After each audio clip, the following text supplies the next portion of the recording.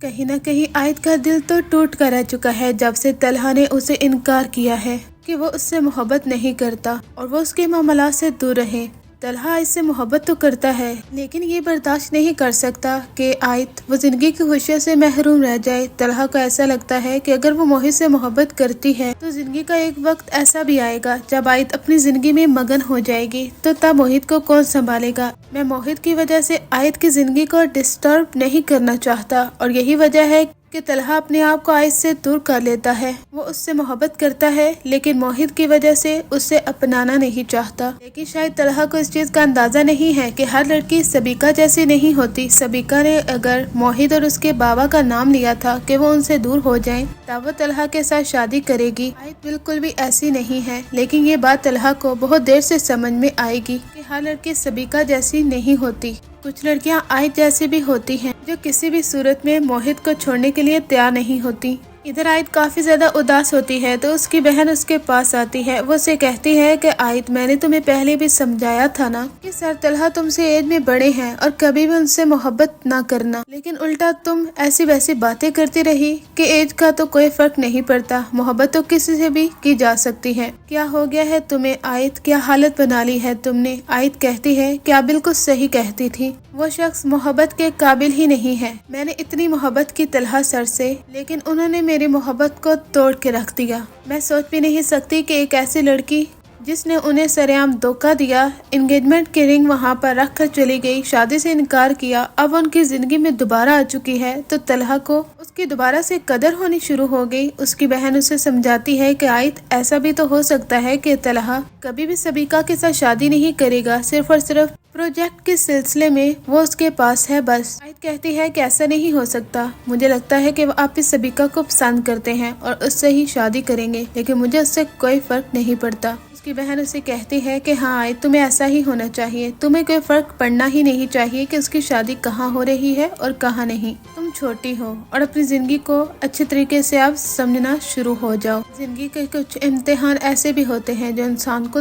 توڑ کر رکھ دیتے ہیں، اس لیے تمہیں ان سب باتوں کو سمجھنا ہوگا۔ اس محبت کے چکر سے باہر نکلو۔ آیت کو نہیں معلوم تھا کہ شارق اسے دوبارہ سے بلیک میل کرنا شروع ہو جائے گا۔ وہ اسے بلیک میل کرتا ہے اور ہو سکتا ہے کہ اسے کچھ ویڈیوز بھی دکھا دے۔ شارق ان ویڈیوز کی بنا پر ہی آیت کو ملنے کے لیے کہے گا۔ وہ اسے کہے گا کہ میں تم سے ملنا چاہتا ہوں۔ آیت اسے کہے گی کہ میرا پیچھا چھوڑ دو، میں بار بار اب تم سے نہیں مل سکتی۔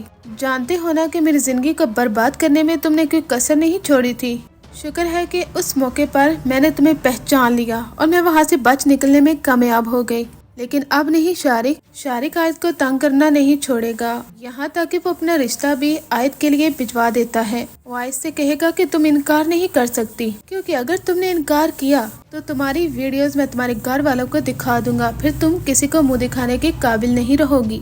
یعنی اس طرح کی کچھ ویڈیوز کی وجہ سے وہ اسے بلیک میل کرتا رہتا ہے۔ آیت تو کافی زیادہ ڈری ہوئی ہوتی ہے کہ اب اسے کیا قدم اٹھانا چاہیے۔ ادھر طلحہ کے بابا طلحہ کے پاس آ کر اسے کہتے ہیں کیا ہو گیا ہے تمہیں؟ میں کتنی بار تمہیں سمجھاؤں طلحہ کہ زندگی میں آگے بڑھو، موہت کی وجہ سے تم اپنی زندگی کو اس طرح سے برباد نہیں کر سکتے، ایک نہ ایک دن تو تمہیں شادی کرنی ہی ہے نا۔ موہت کی وجہ سے تم ہمیشہ یہی بہانہ بناتے رہو گے کہ موہت اسے کوئی محبت دینے والا نہیں ہوگا، اس لیے تم شادی نہیں کرو گے۔ ایسا نہیں ہو سکتا طلحہ، میری بات سمجھنے کی کوشش کرو۔ طلحہ کہتا ہے کہ بابا میں آپ کو سمجھا کر تھک چکا ہوں، موہت کی وجہ سے میں کبھی بھی شادی نہیں کروں گا۔ ایک بچے کو محبت کی ضرورت ہے، ایسے کیسے میں شادی کر کے اس بچے کو تمام خوشیوں سے محروم کر سکتا ہوں؟ اس کے بابا کہتے ہیں کہ تم روشی کے ساتھ شادی کرو گے اور روشی موہت کو بہت خوش رکھے گی۔ طلحہ ایک ہی ضد لگاتا ہے کہ بابا میں نے آپ کو کہہ دیا ہے، میں روشی کو شادی کے لیے انکار کر چکا ہوں، یہ بات آپ بھی سمجھ لیں تو بہتر ہوگا۔ اگلے روز جب طلحہ آفس میں آتا ہے تو سبیکہ اسے کہتی ہے کہ مس آیت اب وہ آفس نہیں آ رہی، لگتا ہے کہ اس نے آفس چھوڑ دیا ہے، عجیب لڑکی ہے، فضول ہر کسی کے ساتھ چپکنا اس کی عادت ہے۔ سر طلحہ کو کافی غصہ آتا ہے، وہ کہتے ہیں کہ سبیکہ تم پروجیکٹ کے سلسلے میں یہاں پر آتی ہو، اس لیے ہی ہم نے یہ پروجیکٹ سائن کیا ہے، میں یہاں پر مس آیت کو ڈسکس نہیں کرنا چاہتا، آپ سے بھی بہتر یہی ہوگا کہ آیت کا نام نہ لیں اور نہ ہی اسے یہاں پر ڈسکس کریں۔ سبیکا کو ایسا لگتا ہے کہ سر طلحہ کو اتنی نفرت ہو چکی ہے آیت سے، حالانکہ وہ سبیکا کے منہ سے آیت کے بارے میں کچھ برا نہیں سننا چاہتے، محبت تو وہ اس سے کرتے ہیں۔ سبیکا دل ہی دل میں کافی مسکراتی ہے، لیکن سبیکا کی شکل اس وقت دیکھنے والی ہوگی جب وہ طلحہ سے کہتی ہے، مجھے معلوم تھا طلحہ تمہیں بھی اس میں کوئی انٹرسٹ نہیں ہے، میری اور تمہاری انگیجمنٹ ٹوٹ گئی، انگیجمنٹ کو توڑنے میں میں نے پہل کی تھی، لیکن اب اس رشتے کو جوڑنے میں بھی میں ہی پہل کروں گی، میں تمہارے ساتھ شادی کے لیے تیار ہوں طلحہ، بس تمہیں اپنا فیصلہ سنانا ہوگا۔ طلحہ کہتا ہے کہ سبیکا شاید تم بھول چکی ہو کہ ہم پروجیکٹ کے سلسلے میں ہی آپس میں بات کرتے ہیں، اس کے علاوہ کچھ اور نہیں، اور رہی بات شادی کی تو میں بہت آگے بڑھ چکا ہوں، میں کبھی بھی پیچھے مڑ کر دیکھنے والا نہیں ہوں۔ اور مس سعید کی بات کافی سچی ہے کہ کوئی شخص موحد اور اس کے بابا کی وجہ سے کسی کے ساتھ کیسے شادی کر سکتا ہے، کیونکہ اسے تو اپنی خوشیاں زیادہ عزیز ہے نا، اس لیے میں تم سے شادی نہیں کر سکتا۔ یہ بات سن کر تو سبیکا کی شکل بن جاتی ہے اور اس کا منہ دیکھنے والا ہوتا ہے۔ ڈرامے کے اگلے ایپیسوڈز تو کافی زیادہ انٹرسٹنگ ہونے جا رہی ہیں۔